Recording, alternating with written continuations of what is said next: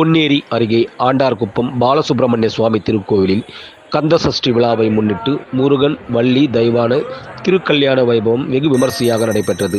திரளான பக்தர்கள் பங்கேற்று சுவாமி தரிசனம் செய்தனர்.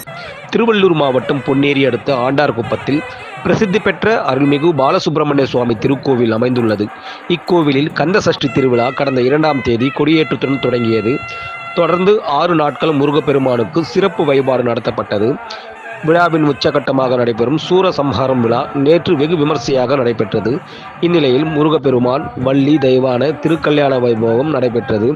பட்டாடையில் அலங்கரிக்கப்பட்ட முருகப்பெருமானுக்கும் வள்ளி தெய்வான தாயாருக்கும் சாஸ்திர சம்பிரதாயப்படி சீர்வரிசை பொருட்கள் வைக்கப்பட்டிருந்தது.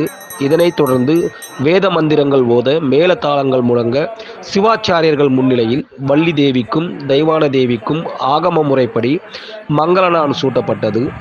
தொடர்ந்து மாலை மாற்றும் வைபவம் நடைபெற்றது. திருக்கல்யாணத்தின் நிறைவாக முருகப்பெருமானுக்கும் மகா தீபாராதனை காட்டப்பட்டது.